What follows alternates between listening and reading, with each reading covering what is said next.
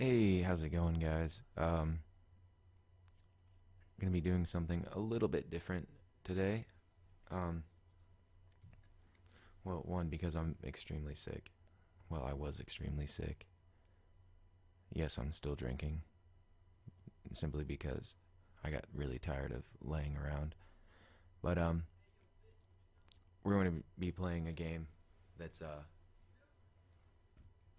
it's an interactive novel, and honestly, it's the first time I've ever done any kind of thing like this, so I'm very excited.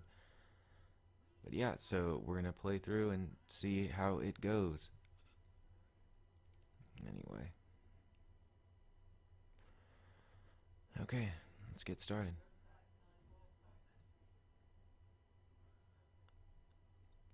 You instinctively duck and twist just as the column of flame streaks over your shoulder. A black lumpy fist the size of a milk jug bashes your chest and sends you crashing 20 feet backwards into a mid-sized sedan. Gritting your teeth, you struggle to stay on your feet. A blurry gray figure prowls to your left. He eases a glistening sword from its sheath on his hip and takes slow, steady steps in your direction. Oh god, this is gonna be awful. I'm terrible at this. You're frozen with indecision. Who's the biggest threat?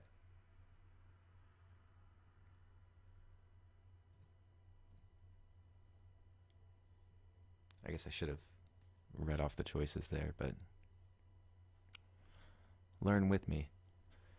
You may be right, but if you ignore the others, you'll just die in a different way. Individually, any one of them would present an almost insurmountable challenge. Three of them working together just means your death will be a nightmare. Your eyes dart from left to right as the three villains surround you. What's your strategy? I need to find some way to escape and regroup. I'll go down fighting. They don't seem that bright. Maybe I can talk my way out of this. Well, knowing me, I'll go down fighting.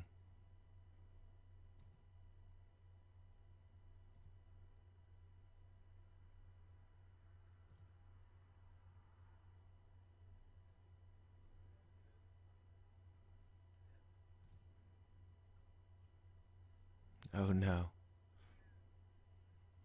I'm sorry. Okay.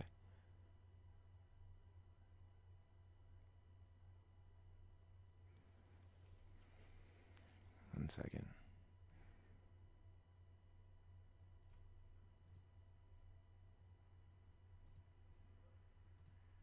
Okay. You dig your heel into the ground, preparing to launch your strongest attack.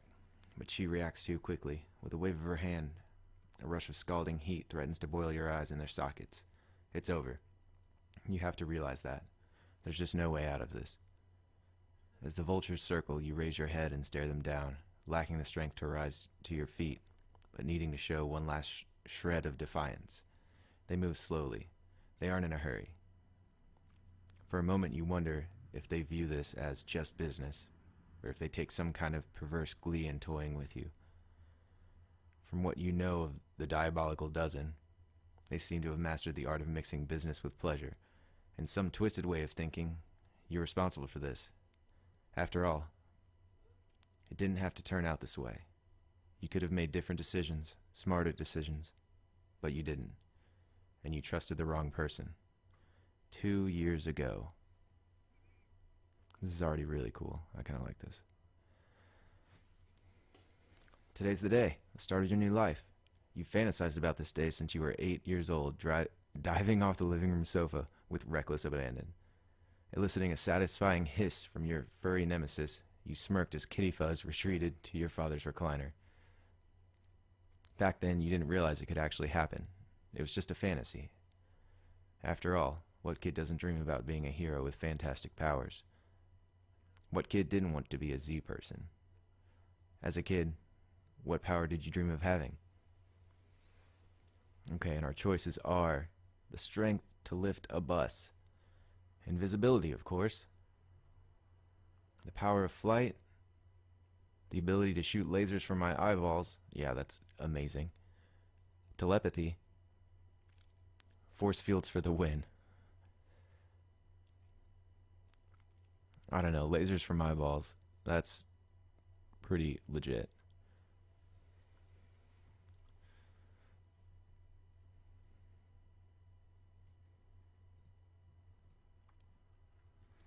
Okay, I think I'm gonna have to go with the ability to shoot lasers from my eyes.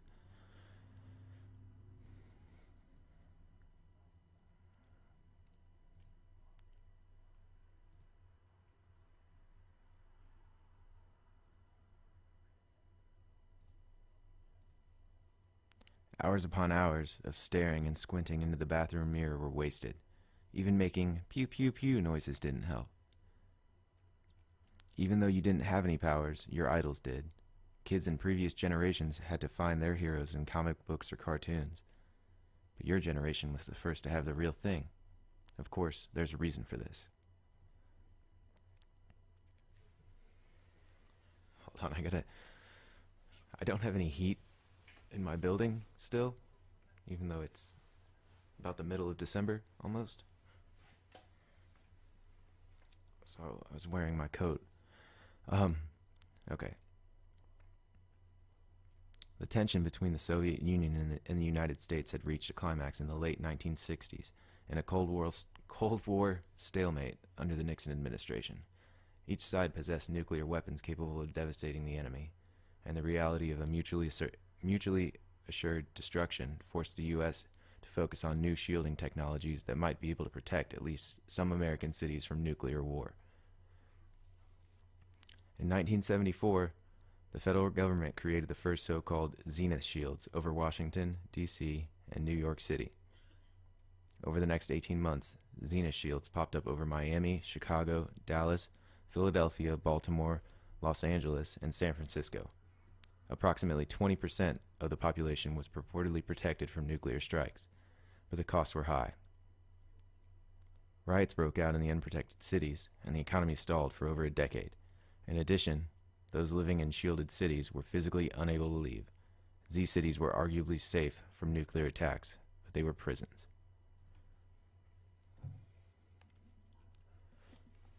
An entire generation was born in the Z cities. They grew up never traveling outside their hometowns. But people adapt to change very quickly, and within a few years most citizens had grown accustomed to their new situation. According to leading scientists, their bodies also adapted to the energies of the Zenith shields that bombarded them 24 hours a day. Based on later studies, it appears that children absorbed higher concentrations of these energies than did adults. In any case, the Cold War ended in 1992 and the shields came down. Soon after, heroes emerged. Although some scientists still point to the ozone layer, depletion, or even food additives as possible causes, most leading authorities agree that the energies from the Zenith shields created the first generation of young people with unique abilities that emerged in 1993. These are the heroes you grew up idolizing. The media initially dubbed these heroes Zenith people, which the general public quickly shortened to Zeniths, or Z people, or even just Zs. For the past decade, you've dedicated a somewhat unhealthy percentage of your waking hours towards accomplishing your goal of fighting crime just like the Zeniths. You know how most people have 3 or 4 hobbies? Well, you have one. You've devoted all your spare time into making your crime-fighting dream become a reality. As it turns out, those long years of conditioning, training, and researching may have finally paid off.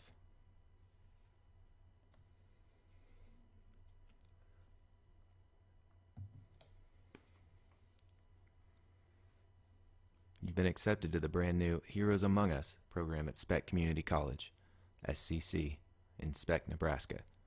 According to the aggressively friendly admissions people, you'll be trained by some of the biggest names in the heroing community, although no specific heroes are identified as faculty members. You'll be able to pursue the Associate in Arts 4 semesters, and those who excel at SCC may be allowed to transfer to one of the nation's 2 traditional 4-year hero degree programs. Prestige University for Heroes in New York, or Xavier School in San Francisco. Prestige University for Heroes, founded in 1994 in New York City by the iconic hero Megacat, one of the first self-proclaimed Z people, in conjunction with federal and state agencies, has dominated the hero education industry for most of its existence. Prestige University's programs are devoted entirely to hero training and education. No other programs are offered. Since its founding, Prestige has worked with the government to test zeniths, and objectively measure their power levels. In 1995, an official power grade scale was adopted. It still serves at the authoritative. I think that should be as. It still serves as the authoritative reference on zenith power levels. Do you want to look at the guide that explains zenith power grades? Sure.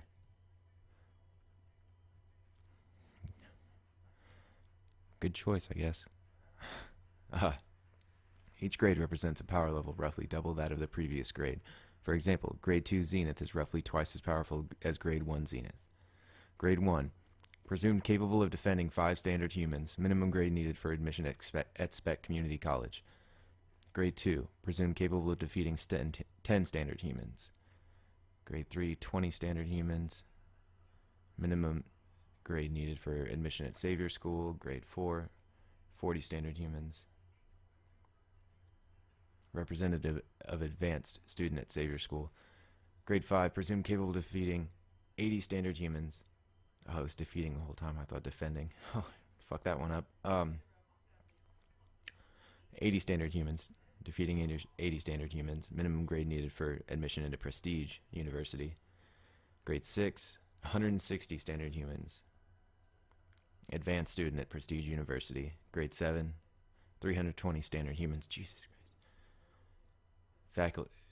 Minimum grade needed to serve on faculty of Xavier or Prestige. Grade 8, 640 standard humans. Rumored to be minimum grade needed to apply for membership into the Diabolical Dozen. Examples include the Hedonist, Captain California, Flock, Lowlife. Constitutes a regional threat. Grade 9, presumed capable of defeating 1,280 standard humans. Examples include Street Smart, Book Smart, Downfall, Monstrosity X, Shizukani. Constitutes a national threat. Grade 10, presumed capable of defeating at least 2,560 standard humans. Examples include Megacat, Lady Ash. Constitutes a global threat. Admissions requirements for Prestige are rigid. The university, PU, to its detractors, accepts only aspiring... Okay, I don't know if anybody knows about Purdue University in northern Indiana. I'm from Indianapolis, Indiana, but anybody that doesn't go there that dislikes them, we call them PU, so that's kind of funny. But anyway, accepts only aspiring heroes with grade 5 or higher abilities. The school aggressively pursues those possessing classic powers like heightened strength or invulnerability, holy fuck, speed, flight, energy projection, or matter manipulation.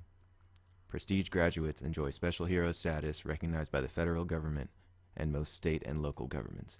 What do you think of Prestige University? Here's our choices. It's the best of the best. Maybe someday I'll get there. Prestige is awesome, but it's way out of my league. Or, Prestige just caters to the lucky few Z people with extraordinary abilities. It's sort of elitist if you think about it. Yeah, let's fight the power. We're going with number 3.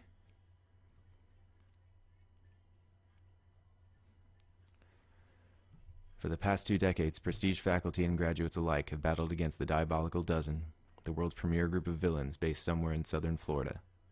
Each member of the Dozen is capable of engaging an entire battalion of highly trained soldiers with little chance of defeat. As a group, the Diabolical Dozen can swat down an entire division, over 15,000 soldiers. No member of the Dozen has less than grade 8 powers. Several of the other members, including Lady Ash, are believed to have grade 10 abilities, which constitute a global threat. Despite many high-profile battles between the Prestige and the Dozen over the years, the widely destructive 2-week siege on St. Louis 5 years ago, resulting in the destruction of the Gateway Arch, only 2 members of the Dozen have ever been captured. Neither revealed any information about their comrades, and both were immediately replaced. According to whispers among the criminal underworld, leadership of the Dozen passes to a new member each year. although all members possess voting powers. Ever since the siege on St. Louis, the dozen appear to have toned down their attacks. Things have been relatively quiet in the past 5 years. Megacat credits the tireless efforts of his school in combating the villains and eventually wearing them down.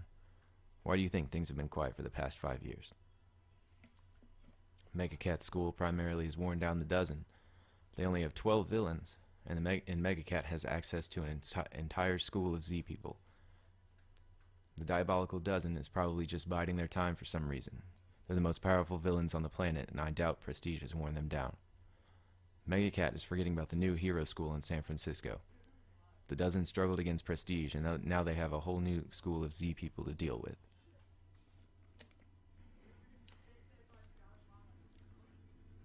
There's people outside my window, presumably partying.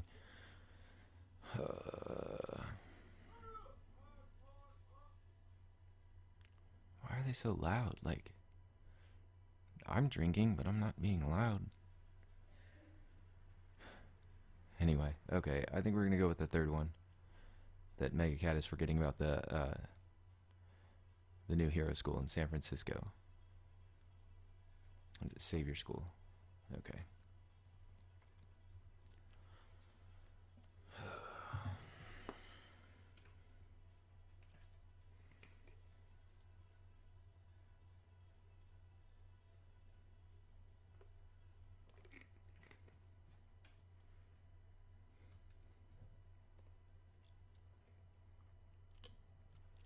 Savior School emerged on the hero training scene in San Francisco 7 years ago, purportedly to accommodate and train the growing number of Z people being denied admission to Prestige.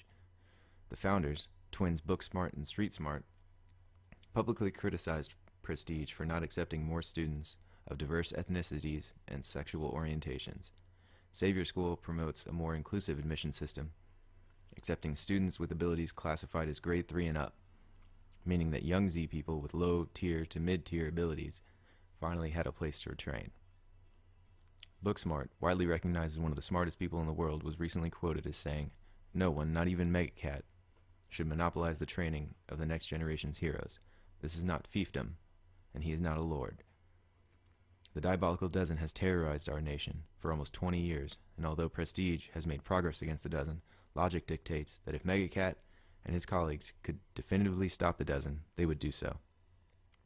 We acknowledge Megacat's contributions, but respectfully suggest that a more collaborative approach is needed.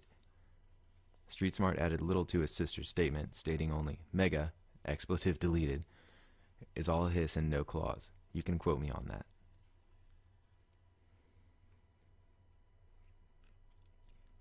Booksmart and Streetsmart's students possess a wide variety of abilities. Many Savior students can modify their bodies, employ high-level technology, harness the power of their minds to do amazing things, or move in unusual ways, such as teleportation, gliding, etc. etc.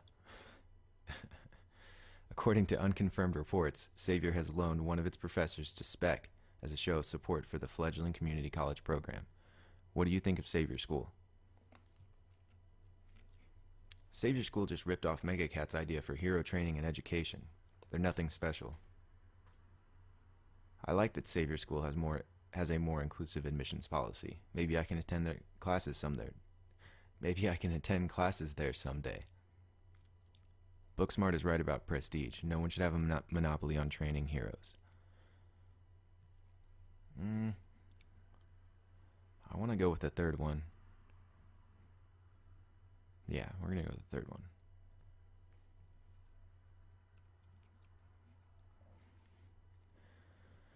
Even after Savior arrived on the hero training scene, those with grade 1 and grade 2 abilities still had no place to train, at least not until Spec Community College announced its new program for training low-level Z people.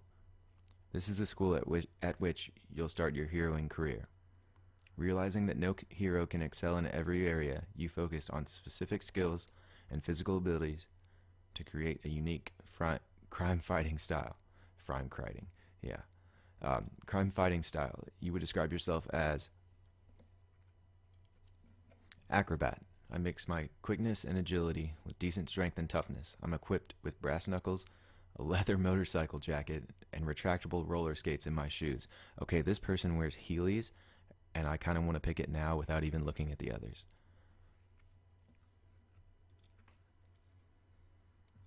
I mean, Heelys, right? Everybody remembers those. I never had them because I was too afraid of just busting my ass constantly. Anyway, okay, next. Sharpshooter. I want to strike from a distance, constantly moving around to keep the villains at bay. I'm fast and pretty sneaky too. I'm equipped with a sports slingshot, retractable roller skates in my shoes, and 2 stealth versions of my hero uniform. This guy has Heelys too. Do they all? Let's see. Next is Detective. I have a mean right hook, but my most effective weapons are my stealth and my intelligence. I'm equipped with a micro-listening device, 2 stealth versions of my hero uniform, and brass knuckles. And last but not least, Soldier. With my heavy armor, I can charge right into my opponents. I can also attack from a distance. I wear a leather motorcycle jacket worn over my hero uniform and use a micro-listening device and a sports slingshot. Oh god, this is a tough choice, because this is going to affect us for the rest of our time.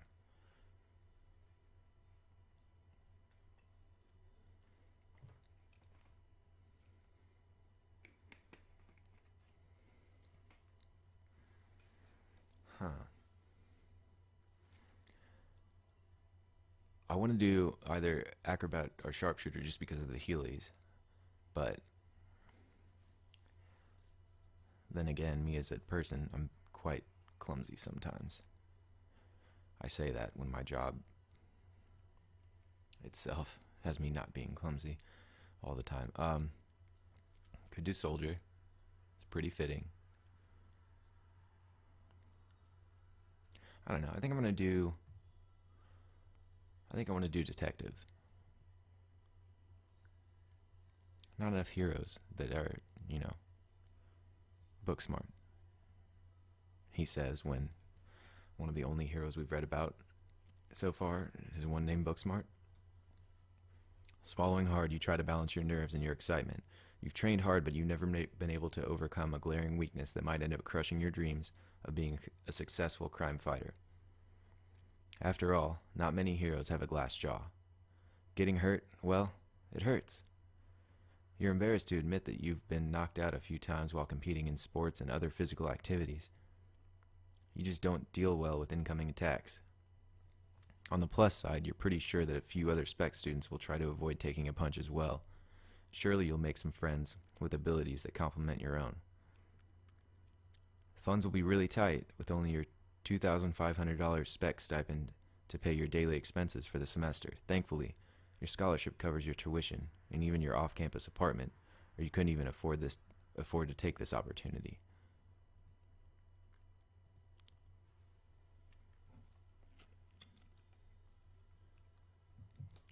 But your weakness is hardly your biggest issue. Lacking any special powers, you're the only normal student in the entire incoming class. You're not a Z person in any sense of the term. Thankfully, in a display of its desire to accommodate all aspiring heroes, SPEC's new program has reserved 1 slot for a student lacking any powers. Still, your natural abilities and low-level equipment barely justify a grade 1, much less the grade 3 or grade 5 necessary for entry into Savior or Prestige, respectively. Your only available route is to become a sanctioned hero. Your only available route to become a sanctioned hero runs through Spec, Nebraska.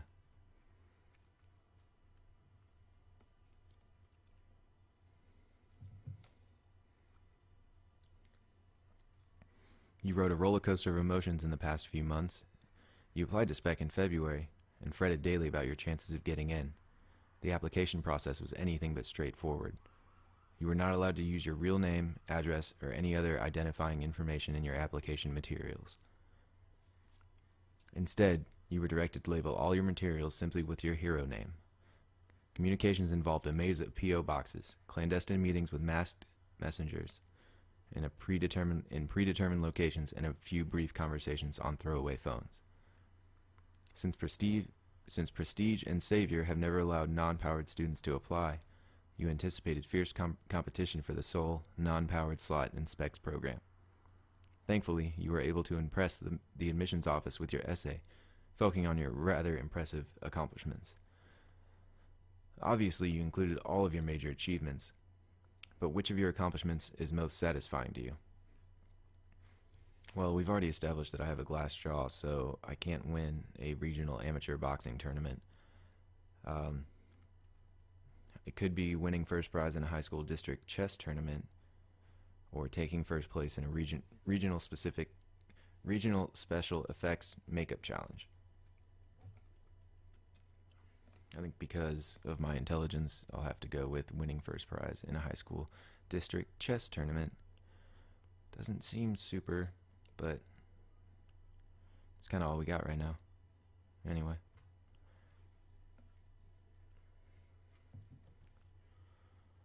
In April, you received an acceptance letter. Dear Aspiring Hero, congratulations! Welcome to the Speck Community College Heroes Among Us program. You were selected from over 500 applicants for the sole non-powered slot in our program. Our admissions committee was very impressed with your written essay titled No Powers, No Problem. There's an exclamation, so no powers, no problem. And we appreciate the special perspective you will bring to our incoming class. Winning a regional amateur boxing tournament, a high school district chess tournament, and a regional special effects makeup challenge are all extremely impressive achievements. You should be very proud of yourself. I guess I did all of those. I thought I had to pick. I guess I was just picking the one I talked about most.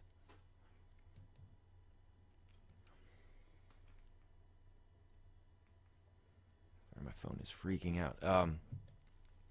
In consideration of your unique disadvantages, Speck has awarded you a special scholarship to entirely cover your tuition, books, and fees, as well as an apartment located close to campus. Your fall stipend of $2,500 is designed to cover food and other miscellaneous expenses.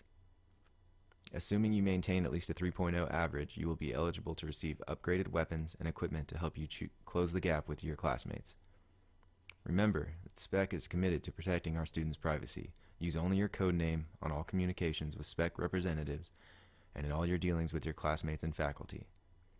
Revealing your identity would risk the safety of our other students and would subject you to immediate expulsion.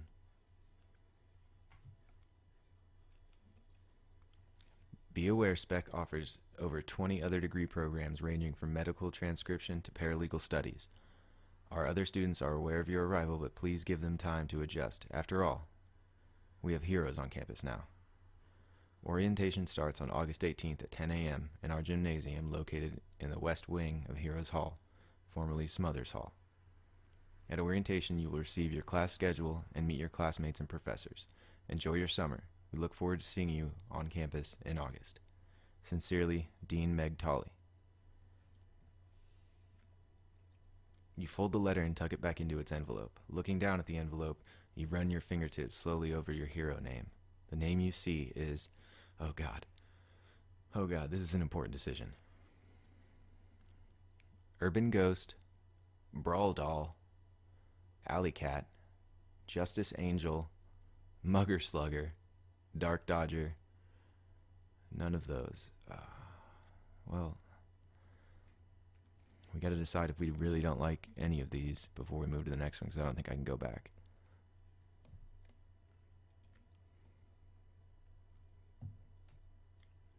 Brawl Doll's pretty legit. Let's be honest here. I don't even know. Am I female or male? Have we decided yet? Shit.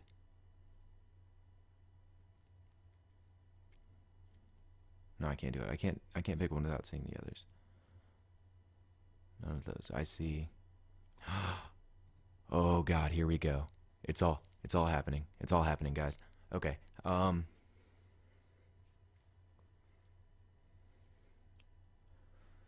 be something great.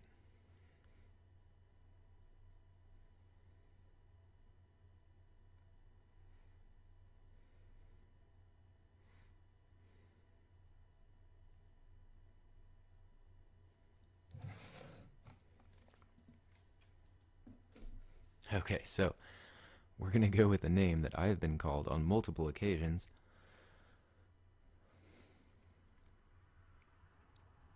simply because I think it's hilarious. So, we will now be known as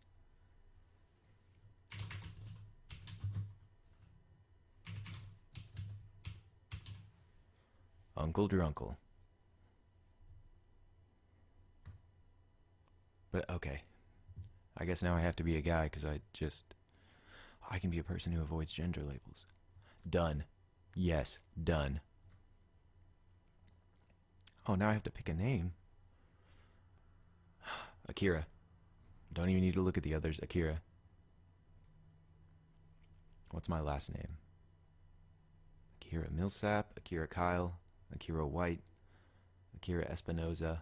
That's kind of weird. I guess all these are weird because there's nothing that's... What was Akira's last name? What was his actual last name? Fuck, I can't even remember. Well, Hitchens. We're going with Hitchens. You agonized over your hero name choice, changing your mind dozens of times. You filled notebook pages with discarded name ideas. Some weren't cool enough, others were interesting, but a bit too common. In the end, you made the right call. No, we didn't. We totally didn't. You really believe you can make a difference as Uncle Drunkle? Good God. What have I done? What have I done?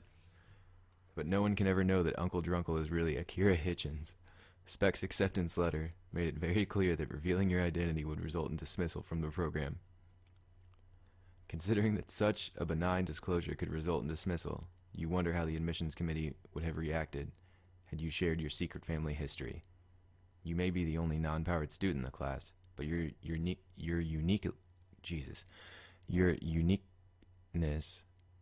Why can't I say that? Your uniqueness, there we go, hardly ends there. You'd bet a large sum of money that no other incoming student was raised by a former C-list villain. Oh. This is getting... Oh. Exciting stuff, exciting stuff. But you can't dwell on that right now. Right now, you need to focus on the present. Right now, you need to get to orientation. As you stuff your orientation materials into a yellow folder, a distant boom rattles the walls. You walk to your window and look outside, but nothing seems to be amiss. Since orientation starts in about 20 minutes, you need to get going. Do you grab any other school supplies before you leave? I stuff my folder into my black and gold Mega Cat backpack. Wow, no, you don't. The gold trim even glows in the dark. No, you're not doing that. I snatched my shockingly expensive, brand new but designed to look vintage, street smart tin lunchbox that I purchased in an online auction. No, you don't do that ever. No, come on. Play it cool, guy. Or person. I don't want to look like a hero-worshipping nerd. I'll just stuff my folder in my stylish yet nondescript forest green backpack. There we go. There we go. That's what we're going with.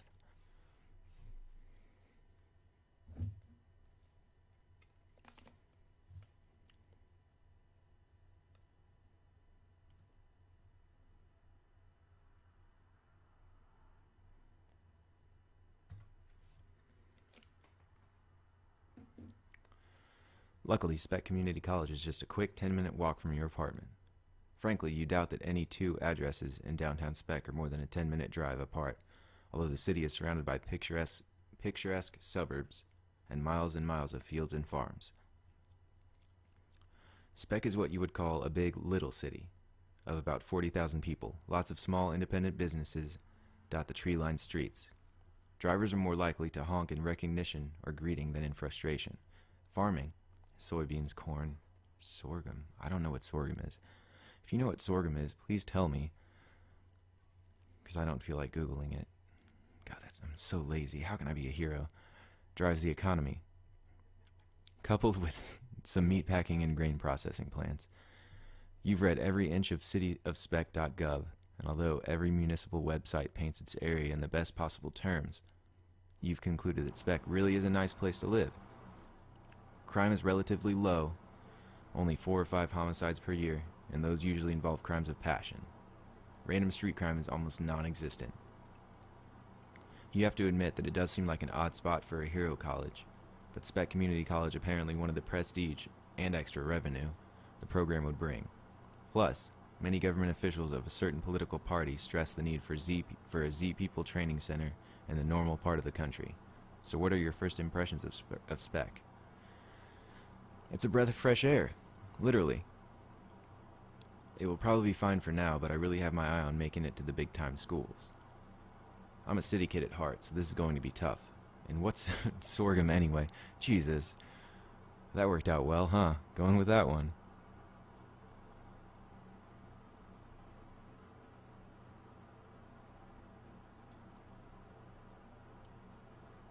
However, not all the residents are thrilled about the new program.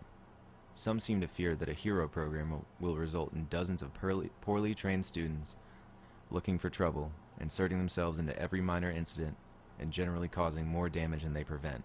They might have a point. The governor worked with federal officials to license a third Z-person training center, although most of the legwork and vetting was conducted on the state and local levels. Nebraska and Spec City lawmakers entered the fray, passing dozens of new statutes and ordinances that tightly control students' behavior. Violations of these laws can result in criminal prosecution and possible incarceration. As you walk down East Meadow Avenue towards school, a middle-aged man furrows his bushy brow as you walk by. Hey, so that's where we're going to stop that's where I'm going to stop the first episode because I want to split it up into at least listenable pieces because I know nobody wants to watch text going across the screen that I'm reading. I mean, why would you want to do that? So, I mean, if you are watching this, I really appreciate it. But if you're just listening to it, that's cool as well. But yeah, the first one is going up now, and the second one will be up within the next couple days. So, hope you enjoy. If you did, like, follow, subscribe. Sorry, I have to do that. If you go to the Twitch, we'll be playing games that are not like this. We'll be playing games that are actually kind of entertaining to watch. But I'm sorry, I like this game. I've had a lot of fun with it. So, thank you very much. Hope you come back by. Boy.